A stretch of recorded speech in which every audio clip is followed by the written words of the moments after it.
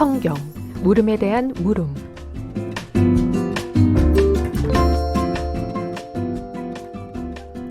이 코너는 가톨릭 신자들이 신앙생활을 하며 느꼈던 성서적인 물음에 대해서 살펴보고 다시 한번 신자들에게 새로운 신앙적 물음을 던짐으로써 묵상해보는 시간입니다. 신자들의 신앙 길잡이가 되주실 사목국 부국장 정규현 시몬 신부님과 함께합니다. 신부님 어서 오세요. 안녕하십니까. 반갑습니다. 네, 신부님 잘 지내셨나요? 네, 잘 지냈습니다. 네. 5월 가정의 달이 시작됐습니다. 네, 어린이날도 있고 어버이날도 있고 스승의 날도 있죠. 맞아요. 뭐 셋 다 중요한 날이죠. 네. 어제 어린이날 어떻게 보내셨어요? 저는 오랜만에 좀 피로가 쌓여가지고 푹 쉬었습니다. 아, 그러셨구나. 네. 신부님은 어떻게 보내셨어요? 저도 요즘에 컨디션이 별로 좋지 않아요. 네. 그러니까 지난 사제연수 화요일날 사제연수가 있었거든요. 네. 사제연수가 끝나고 혓바늘이 돋아가지고 지금까지 안 나왔어요. 근데 이런 거는 뭐 늘상 있는 일이라 괜찮은데 그날 이후로 계속 편두통이 오네요. 그래서 굉장히 컨디션이 안 좋은데 어제 어린이날은 어린이답게 보냈습니다. 저는 어린이답게요. 어떻게 네. 보내셨어요? 오전에 혼자서 글 쓸 거 막 이렇게 사무실 나가서 고민하다가 네. 어린이날인데 우리는 또 하느님 앞에서 다 어린이지 않습니까? 그래서 네. 어린이답게 보내야 되겠다 싶어서 방으로 건너가서 네. 만화 영화를 3시간 동안 봤습니다. 만화 영화를요? 네, 어린이답게 아, 만화를 3시간을 보고 네. 아주 기분 좋게 다시 사무실로 나가서 네. 이 원고를 작성을 하고 그렇게 어제도 보냈고요. 아무튼 네.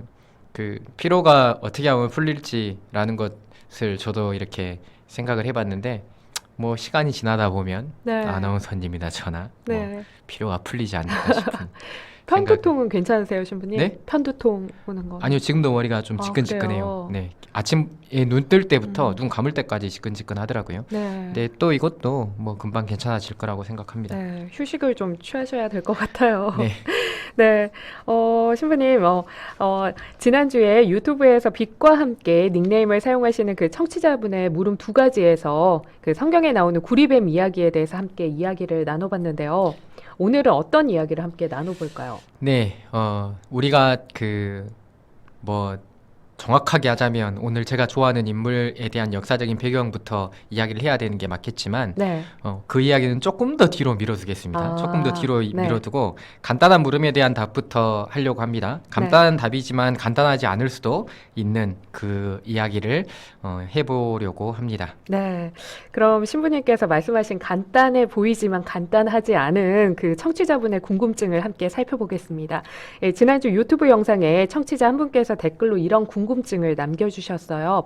이 성경을 언제부터 성경 또는 성서라고 불렀나요? 이 성경과 성서는 어떤 차이가 있나요? 네, 신부님께서 매주 성서적 궁금증과 성경 말씀에 담긴 메시지들을 풀어주고 계시는데요. 이 성경에 담긴 수많은 궁금증과 메시지를 통해 신자들이 알아야 할 성경의 본질, 이 핵심은 뭘까요? 이 신부님께서 가장 좋아하는 성경 구절과 이유가 궁금합니다. 이렇게 보내주셨는데요. 네, 이 물음에 대해서 답을 좀 해주시겠어요? 네, 일단 제가 좋아하는 성경 구절은 네. 답해드리기가 너무 어렵습니다. 네. 좋아하는 구절이 너무 많아서 그런데요. 아, 네. 종종 이런 질문들을 받아요. 신자들로부터 어떤 네. 구절이 제일 좋냐, 그리고 그 구절이 좋은 이유는 무엇이냐 라는 질문들을 받습니다. 네.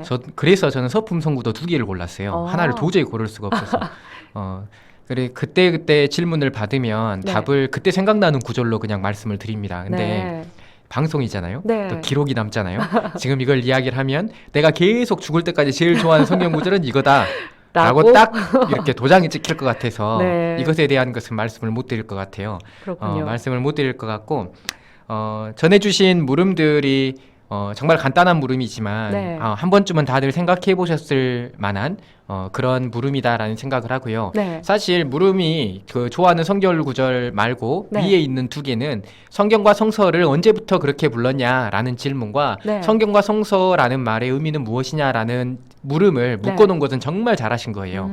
왜냐하면 성경과 성서라는 것이 사실 우리말이잖아요. 네. 성경이나 성서나 우리가 우리말로 해석한 것입니다. 네. 그러니까 이게 본래 어떤 의미를 가지고 있는 명칭이었냐라는 질문을 네. 하는 거고, 이 명칭은 언제부터 이렇게 불린 것이냐라는 질문을 하는 것이에요. 근데 네. 우리말이라고 이야기를 하면 사실 가톨릭 교회라는 게 그 조선시대 말기에 네. 우리나라에 들어오게 되고, 지금 그렇게 역사가 우리나라에서는 오래되진 않았지요. 뭐 네. 2000년, 2100년 막 이런 역사가 이루어지는 것이 아니라 네. 굉장히 200년 남짓한, 200년 조금 넘어가는 이런 시간을 우리가 지금 가톨릭 교회를 살아가고 있기 때문에 네. 성경과 성서라는 용어가 언제부터 시작되었냐라고 하면 그 말 자체만으로는 설명하기가 굉장히 까다로워요. 그렇군요. 왜냐하면 번역어이기 때문에 그래요. 네. 번역되어진 말이기 때문에. 그래서 이 성서랑 성경이 어떤 용어를 가지고 있냐라는 말로 어떤 다양한 용어를 가지고 있냐라는 물음으로 대치하려 해서 네. 말씀을 드리고 싶고, 성서라는 말과 성경이라는 말이 가지고 있는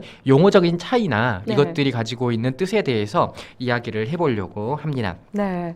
우리가 성경이라고 부르는 말은 네. 굉장히 다양한 말로 불려져요. 기본적으로 우리는 바이블이라고 알고 있죠. 그렇죠. 영어로 바이블이라고 네. 알고 있죠. 이 바이블이라는 말이 엄연히 우리말로 이야기를 하자면 책이라는 뜻을 가지고 있어요. 네. 그래서 성서, 책, 그러니까 거룩한 책이라고 하는 성서라는 번역이 더 어울리겠죠. 네. 바이블이라는 이 말은 히라보 비블로스라는 말에서 나온 말입니다. 네. 뭐 사람들이 익히 성경을 조금만 공부하신 분들도 알고 있겠지만, 이 비블로스라는 말은 항구 도시의 이름을 따온 것이다라고 다들 알고 있을 거예요. 네. 그러니까 고대 근동 세계 안에서 교역이 굉장히 많이 일어났었던 중심지 가운데 하나가 그 배를 통해서 네. 항구에서 교역이 이루어지는 것이었고, 네. 굉장히 많이 교역을 이루었었던 도시의 이름 가운데 하나가 비블로스라는 도시가 있었고요. 네. 이 비블로스라는 항구 도시에서 가장 많이 교역이 이루어졌던 것이 파피루스입니다. 책이에요, 책. 네. 그래서 이 책이라는 말을 가지고 본따와서 그 성서, 우리가 보고 있는 성서 문헌의 네. 제목으로 삼은 것이죠. 이름으로 삼은 것이죠. 굉장히 후대에 삼기는 했지만, 네. 이 항구 도시의 이름이 성서의 이름으로 변화되었다라고 생각을 하시면 되고요. 그렇군요. 성서가 맨 처음 어디에 쓰여졌죠? 성서가요? 네, 어... 모르시죠? 잘. 네.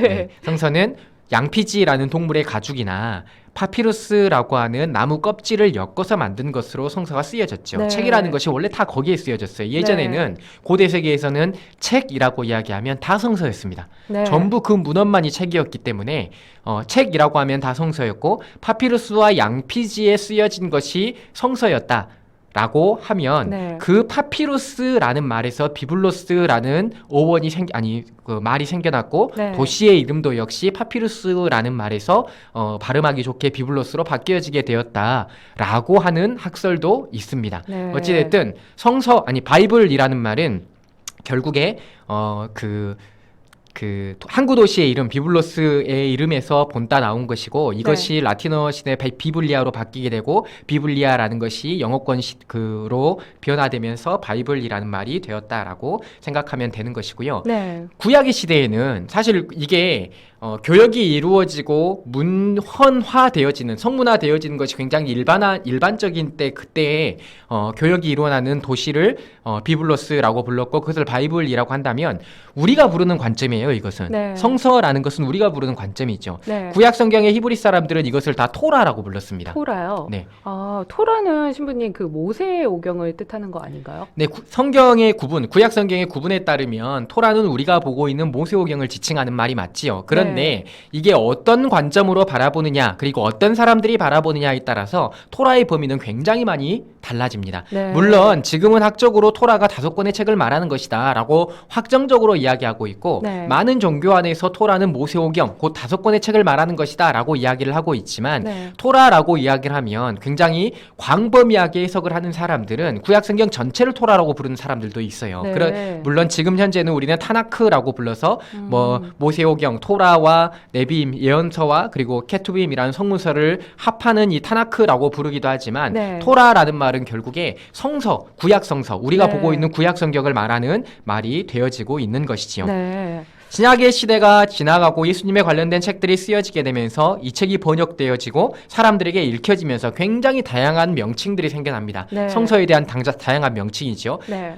구약과 신약을 구분해야 될 필요성이 생기는 바람에 뭐 노붐 테스타멘툼, 뭐 베투 테스타멘툼이라는 말도 생겨나고요. 네. 영어로는 뭐 뉴 테스타멘트, 뭐 올드 테스타멘트 이렇게 말이 생겨나기도 하고 네. 또한 라틴 시대로 넘어가게 되면서 사크라 스크립투라라는 뭐 거룩하게 쓰여진 책이라는 말로 쓰여지기도 하게 되는 것이죠. 그러니까 한마디로 네. 제가 드리고 싶은 말씀은 성서 성경이라는 말이 우리는 성서나 성경이라고 부르고 있지만 네. 엄청나게 다양한 말을 가지고 있다는 것이에요. 네, 정말 그러네요. 어떤 사람들이 어떤 관점으로 보느냐에 따라서 이 책이 불려지는 명칭은 굉장히 많다는 것입니다. 네. 유다인들은 토라, 타나크라고 부르기도 하고 그것을 뭐 해석한 책을 뭐 미시나, 뭐 게마라라고 부르기도 하고 탈무드라고 부르기도 하며 네. 그리고 뭐 영어만 하더라도 이 성경을 부르는 용어들이 굉장히 많지요. 네. 바이블이라고도 부르기도 하고 홀리북이라고도 부르기도 합니다. 그리고 뭐 홀리 스크립처라고 부르기도 하고요. 네. 그리고 캐넌이라고 부르기도 해요. 네. 굉장히 다양한 용어로 성경을 부르고 있고 네. 이 용어들을 우리말로 번역한 것이 성서와 성경이라고 말씀드릴 수가 있습니다. 네, 그래서 성서와 성경을 언제부터 이렇게 불리기 시작했냐라고 물어보면 네. 특정할 수가 없어요. 어떤 시대에 어떤 관점으로 어떤 사람들이 부르냐에 따라서 네. 굉장히 다양한 용어로 불려졌기 때문이죠. 네. 그러니까 가리키고 있는 실체는 분명합니다. 우리가 보고 있는 그 문헌은 굉장히 분명한데 네. 이 문헌을 바라보고 이 문헌을 지칭하는 용어가 굉장히 많았다는 것이에요. 이런 측면 안에서 성서와 성경이 가지고 있는 의미에 대해서 물어보는 것, 이것이 굉장히 중요합니다. 네. 어떤 의미를 가지고 있는가? 사람들이 바이블이라는 용어가 파피루스라는 말에서 비롯된 항구 도시의 이름에서 나왔다. 그리고 네. 이것은 책을 교육하는 도시였기 때문에 책을 뜻하는 용어였다. 그래서 그때 당시에 굉장히 보편적으로 책이라고 부르면 다 성서였기 때문에 네. 바이블이라는 말이 책이라는 의미를 가지고 있다라는 이런 의미론적인 생각들, 이런 생각들 바탕에서 성서와 성경이 어떤 의미를 가지고 있는가를 들여다보는 것이 네. 우리가 언제부터 성서와 성경이라고 불렸냐라고 하는 질문보다 훨씬 더 합당한 질문이 된다는 것이죠. 네, 이 그렇군요. 의미를 모르면 사실 성서와 성경이, 그러니까 이 문헌을 가리키고 있는 이 실체로서의 문헌을 가리키고 있는 다양한 명칭들이 네. 어떤 의미를 가지고 있는가라는 것을 파악해 나가는데 성서와 성경의 의미를 알아가는 것이 훨씬 더 중요하고 필요한 일이 된다라는 말씀을 드리고 싶습니다. 네. 아, 그렇군요. 너무나 지금, 네, 또 많은 말씀을 해주셨는데요. 성경에 담긴 그 수많은 궁금증과 메시지를 통해 신자들이 알아야 할 성경의 본질, 핵심은 뭘까요? 네, 그건 좀 이따 말씀드리도록 그럴까요? 하겠고요. 네. 일단은 성서와 성경의 차이점에 대해서 네. 이 용어가 가지고 있는 뜻에 대해서 먼저 말씀을 드리려고 네. 해요. 방금 전에 말씀드렸다시피 언제부터 성서와 성경이 이렇게 불려졌냐라는 우리말로 이렇게 불려졌냐라는 것보다 네. 굉장히 다양한 관점 안에서 이 하나의 문헌을 다양한 관점 안에서 부르고 있는데 네. 이 부르고 있는 문헌을 성서와 성경이라는 말로 우리말로 정리를 할 수 있고 네. 책이라는 의미를 가지고 있는 뜻과 그리고 성경 곧 경전 정경이라는 의미를 가지고 있는 말로 두 가지로 우리는 나누어서 부르고 있는데 네. 이 말의 차이점과 이 말의 의미에 대해서 설명하는 것이 알아가는 것이 훨씬 더 성경을 이해하는 데 도움이 된다라는 말씀을 방금 드렸고요. 그래서 성서와 성경이 어떤 의미를 가지고 있는가라는 것을 봐야만 합니다. 네. 성서라는 말은요, 일단 거룩한 책이죠. 네. 거룩한 책, 비블로스, 바이블이라는 말을 번역한 거예요. 네. 또한 거룩한 책, 곧 영어로 치면 홀리 스크립처, 네. 그러니까 사크라 스크립투라라는 라틴어, 이 말을 번역한 것이 바로 성서라는 책입니다. 네. 성서라는 말의 의미죠. 우리는 옛날에 성서라고 불렀죠. 네. 거룩한 책, 책은 책인데 거룩하다라는 말로 구별 지어놨어요. 이 거룩함이라는 말을 책에 갖다 붙이고 있는 것이죠. 네. 이것은 똑같은 책인데 우리가 보고 있는 굉장히 다양한 것들 가운데에서 똑같은 책인데 이것은 존재론적으로 구별되는 것이다. 하느님의 것이다. 네. 라고 말하고 있는 것이 성서라는 말의 의미이죠. 네. 그러니까 여러 그 사랑에 관련된 사랑을 말하고 있는 책들이 굉장히 많잖아요. 네. 뭐 사랑에 대해서도 이야기를 하고 희망에 대해서도 이야기를 하고 요즘에 책들이 겁나게 많잖아요. 네. 이 겁나게 많은 책들이 똑같이 사랑에 대해서 이야기를 하고 있고 희망에 대해서 이야기를 하고 있고 구원에 대해서 이야기를 하고 있다라고 할지라도 이것은 하느님의 것으로서 거룩하게 세상의 것들과 구별되어 있는 책이다라는 것을 밝히는 것이 성서라는 말의 의미입니다. 네. 그런데 우리가 이것을 성경이라는 말로 바꾸어서 부르고 있죠. 네. 성경이라고 하는 말의 의미는 캐넌이라는 말을 번역한 것인데 이 캐넌이라는 말은 정경이라는 뜻을 가지고 있어요. 그러니까 네. 라틴어로 까논이라고 읽는데 우리는 카메라를 보통 생각을 하죠. 네. 까논이라고 하면. 그런데 이게 정경이라는 의미를 가지고 있습니다. 네. 정경이라고 하면 오토독스, 그러니까 공인되어진 경전이라는 말을 갖는 것이에요. 네. 공인되어진 경전. 그러면 이 경전이라는 말이 무슨 뜻을 가지고 있는가라는 것을 우리가 생각을 해봐야만 해요. 네. 경전이라는 것이 무슨 뜻인가? 우리가 성경이라고 이야기를 하면 거룩할 성 뒤에다가 경자를 붙이고 있는데 네. 이 경자라는 단어는 한자어로 진할 경이나 글경이라는 말을 사용해요. 그런데 이 말의 어원을 살펴보면 네. 이 말은 실이라는 단어에다가 만든 것이라는 것을 붙여놨어요. 만든 실이요. 실. 네. 그래서 이 경이라는 단어의 어원을 살펴보면 이런 뜻을 가지고 있어요. 뭐 공사를 할 때 우리가 반듯하게 벽을 세울 때 이 네. 반듯하게 벽을 세우기 위해서 옛날 꽃날에 뭐 중국 사람들이 뭐 어디 시대라고 써져 있긴 하던데 아무튼 중국 사람들이 줄을 이렇게 내렸대요. 먹줄을 내려서 직각을 만들어서 반듯하게 올리는 그 줄을 매달아서요. 반듯하게 벽을 세우는 공사에 사용하는 실이 있었답니다. 그것을 네. 경이라고 불렀대요. 이게 어원입니다. 네. 그래서 이 경이라는 말은요, 기준이 되는 것, 규정, 규범이라는 말을 가지고 있어요. 네. 그래서 모든 종교적인 서책들, 곧 이 종교 안에서 기준이 되고 척도가 되는 규범으로서의 책을 경전이라고 부르는 것이에요. 네. 우리말로 경전이라고 부르는 것입니다. 네. 이것을 라틴말로 까논이라고 부르고 그리고 영어로 캐넌이라고 부르는 것이죠. 네. 경전이라는 말을요. 이 캐넌이나 그 까논이라는 말은 어디에서 비롯되어진 말이냐면요. 히브리어 까네에서 비롯된 말입니다. 네. 히브리어 까네는 어떤 것을 뜻하냐면 나무 이름을 말해요. 네. 나무 이름인데 이 나무가 우리식으로 치면 갈대랑 굉장히 비슷해요. 갈대요. 갈대랑 네. 굉장히 비슷한 나무인데 우리는 지금 갈대 같은 것을 관상용으로만 보죠. 그런데 예전에 히브리 사람들은 근동에 있었던 사람들은 이 갈대처럼 생긴 그 나무를 치수를 재는 목적으로 사용을 했답니다. 그러니까 잣대이지요. 네. 뭐 1cm, 2cm, 3cm, 4cm 이런 센치를 잴 수 있는 규격이나 네. 기준이 명확하지 않았던 시절에 어떤 것의 길이를 재는데 치수를 재는데 이 나무를 사용을 했다는 것이에요. 네. 이 까네라는 나무를요. 네. 그래서 이 까네라는 말이 치수를 재는 것이라는 의미를 가지고 있고 이 네. 치수를 잴 때 기준이 되어지는 것이라는 말을 가지고 있어요. 이게 나중에 까논이라는 말 라틴어로 사용이 되어지면서 네. 정경, 경전이라는 말로 바뀌어졌지요. 그렇군요. 곧 어떠한 종교에서 그 종교의 기준점을 세우는 그리고 그 종교의 척도를 신앙의 규범과 신앙의 규정을 세우는 어떤 문헌 그것을 보고 경전이라고 불렀던 것이고 네. 이것을 까넌이라고 했던 것이며 우리말로 이것을 경이라는 말로 담아서 성경이라고 부르고 있다는 것이지요. 그렇군요. 그래서 예전에 성서라는 책은 고대에 있었던 항구 도시에서 비롯했었던 거룩한 책이라는 우리가 외국말로 사용하고 있었던 거룩한 책이라는 말을 그대로 번역해서 따온 게 성서라는 말의 이름이었다면 네. 지금 우리가 부르고 있는 성경이라는 말은 정경이라는 말을 신앙의 척도가 되어지는 것이라는 말을 담아내고 있는 그런 의미를 담아내고 있는 단어이다, 용어이다라고 생각을 하셔야 하고 네. 이게 경전이라는 것은 굉장히 신앙의 척도가 되는 문헌이다라는 의미를 가지고 있기 때문에 네. 굉장히 중요한 기능적인 역할을 가지고 있어요. 네. 교회의 공식 예배 때 사용할 수 있는 책을 말합니다.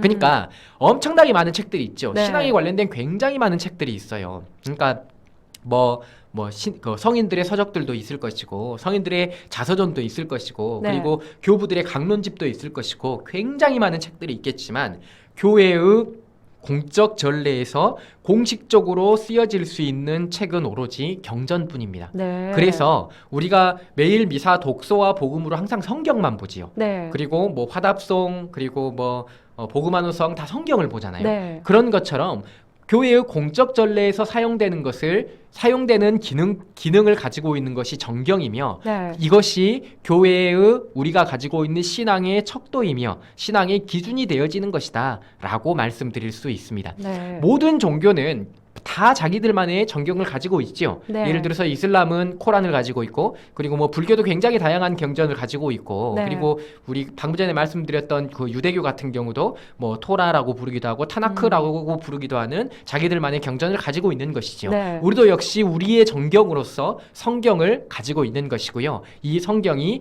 지금 정경이라는 말로 쓰여지고 있는 것이고, 네. 거룩한 정경이다, 거룩한 경전이다 라는 말로서 지금 성경이라는 용어를 사용하고 있다라고 말씀을 드릴 수 있는 것입니다. 네. 그래서 성서와 성경이 모두 다 하나의 문헌을 가리키고 있는 것이고요. 네. 그 문헌을 가리키고 있는데 굉장히 다양한 명칭들을 우리말로 정리를 해놓은 것이다라고 생각하시면 돼요. 그러니까 뭐 라틴어로도, 그리고 뭐 히랍어로도, 네. 그리고 뭐 영어로도, 그리고 다른 나라 용어로도요, 굉장히 복잡하고 다양한 용어들이 굉장히 많습니다. 네. 그런데 이것들을 자기들 나라 말로 다 정리를 해놓은 것이죠.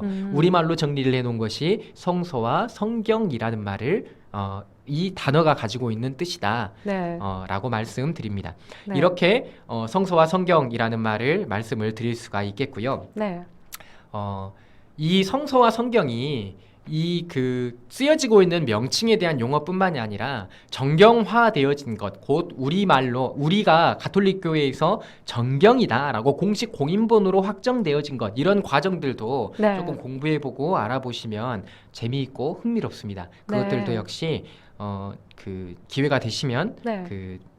우리 청취자 여러분들 기회가 되시면 다양한 그 방법으로 네. 이렇게 공부를 해보셨으면 좋겠다라는 말씀을 드리고요. 네. 어쨌든 이렇게 성서와 성경의 말씀을 드렸고, 마지막에 이런 또 말씀을 드렸어요. 제가 사실은 제가 이 답을 준비하는 게 네. 조금 마음속으로 좀 꺼려지는 이유가 네. 정보를 전달하는 것이잖아요. 네. 정보 전달은 정확해야 돼요. 그러니까 네. 제가 성경을 해석하는 것은 저의 해석이기 때문에 네. 어떻게 해석을 해도 내 관점이니까 라고 네. 말씀을 드릴 수가 있는데, 그리고 내가 묵상하고 내가 연구하고 내가 고민하고 내가 이해한 방식으로 이렇게 해석을 하는 거니까 네, 이렇게 상관이 말씀을 드릴 수가 없는데. 있는데 네. 정보 전달은 명확해야 되잖아요. 그렇죠. 그래서 굉장히 불편함이 있었지만 틀린 것 없이 말은 했습니다. 네. 그러니까 이렇게 말씀해 주시면 되겠고, 이제 제가 좀 말하기 편한 이런 답입니다. 그 물음에 대한 네. 답이라기보다 저의 응답을 네. 해드릴 수 있는 게 성경에서 전하고자 하는 핵심적인 메시지는 무엇입니까? 라는 질문이었죠. 네. 그러니까 본질, 핵심은 무엇입니까? 음. 라는 이 물음. 네. 이 물음은 제 생각이니까 이것은 그냥 말씀을 드릴 수 있을 것 같아요. 네. 성경의 본질이나 핵심을 묻는 이 질문에 대한 저의 생각은 하느님이라는 분을 알림을 통해서 구원이 전달되는 것이라고 답을 하고 싶습니다. 네. 곧 사실 성경의 목적은 굉장히 분명해요. 네. 성경이 우리가 구약 성경이 46권, 시작 성경이 27권 맞죠? 네. 내가 이것이 항상 헷갈려요. 46권, 27권이라고 이야기를 하는데 네. 이렇게 성경을 다양한 권수로 부르고 있고 각 권이 의도하고 있는 중심적인 핵심 메시지를 다 나누어서 공부를 하고 네. 다 나누어서 파악을 하고 있지만, 모든 책들이 이 신구약을 통틀어서 모든 책들이 전달하고자 하는 것은 분명해요. 네. 굉장히 분명합니다. 하느님이 누구이신지를 알리는 것이에요.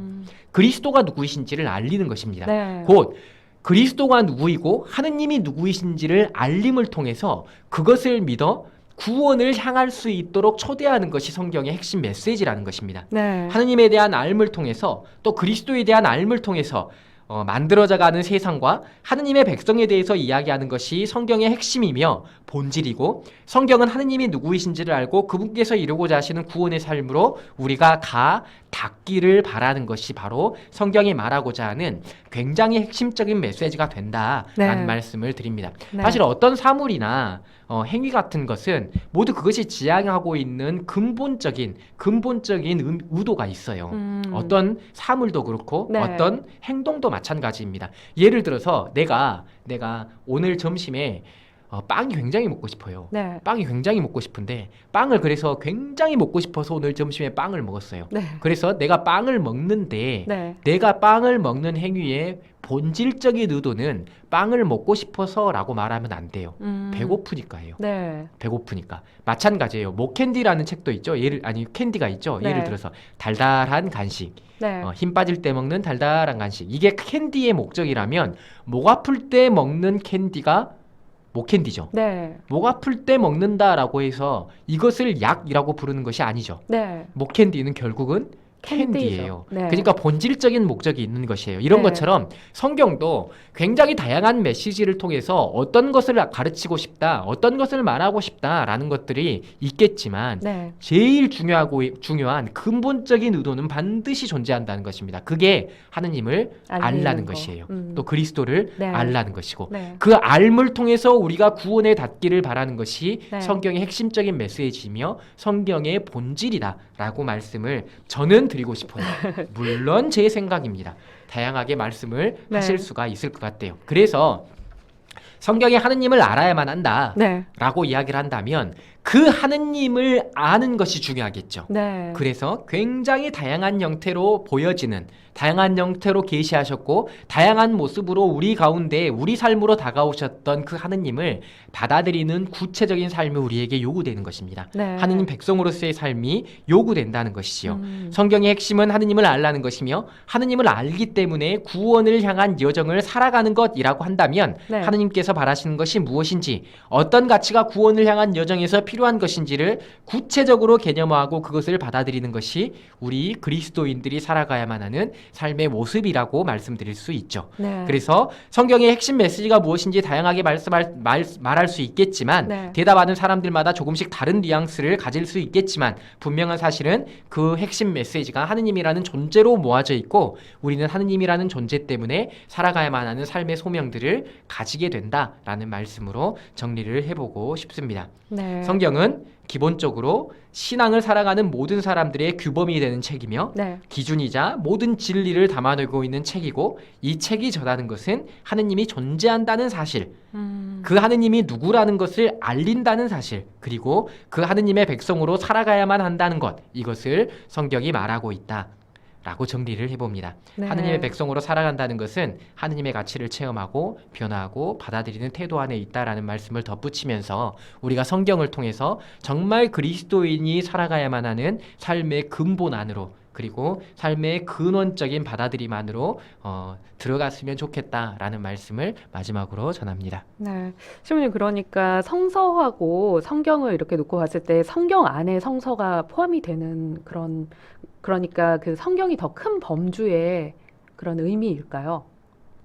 그렇게 말하기가 조금 어렵죠. 왜냐하면 그런가요? 같은 문헌을 다른 의미를 담아서 부르고 있는 거예요. 네. 성서도 맞고 성경도 맞습니다. 네. 내가 어떻게 이 실체를 바라보느냐에 따라서 언어라는 것은 규정된 약속이잖아요. 네. 그래서 내가 어떻게 이 실체를 바라보느냐에 따라서 성서도 맞고 성경도 맞아요. 그런데 성서라고 부른다고 해서 정경이라는 말을 생각하지 않으면 안 되고요. 네. 성경이라고 부른다고 해서 거룩한 책이라는 말을 생각하지 않으면 안 되죠. 네. 그러니까 둘 다 똑같이 성경 하나의 실체를 부르는 말이지만 둘 다 똑같이 가치 있고 둘 다 똑같이 의미 있는 내용이고 어떤 것이 어떤 것을 포함한다. 둘 다 하나씩을 포함한다라고 말씀드릴 수도 있는 것이고 네. 각기 개별적인 의미를 가지고 있는 것이다라고 말할 수 있겠지만 네. 이 책이 이 하나의 문헌이 성경이라는 문헌이 이런 의미를 다 내포하고 있다라는 생각은 가져야만 한다는 말씀을 드리는 네. 것이죠. 네. 그리고 성경의 그 본질적인 목적은 하느님의 존재를 알리는 것 네. 잊지 말아야겠습니다. 네, 5234 번호 사용하시는 애청자님이요. 네, 착하신 목자 정규현 신부님 덕분에 성경 관련해서 알미 늘어가는 것 같아서 기쁩니다. 오늘도 하나 더 배워갑니다. 감사합니다. 이렇게 보내주셨고요. 또 2610 번호 사용하시는 애청자님이요. 네, 방송 잘 듣고 있습니다. 정규현 신부님 말씀 늘 감사합니다. 이렇게 보내주셨네요. 네, 그리고 네, 또 유튜브 댓글로 이순용님의 네, 하느님의 선하신 목자 정규현 신부님 늘 건강하소서. 오늘도 귀하신 말씀 고맙습니다. 사랑합니다. 존경을 표합니다. 이렇게 문자를 보내주셨네요. 이런 말들은 굉장히 부끄럽네요. 이런 말들은 안 쓰. 네. 왜 부끄러우시죠? 네, 맞잖아요. 네, 네, 신부님과는 아쉽지만 여기서 인사 나눠야 할 것 같아요. 오늘도 좋은 말씀 고맙습니다. 다음 주에 또 뵙겠습니다, 신부님. 감사합니다. 네, 사목국 부국장 정규현 신부님과 함께했습니다.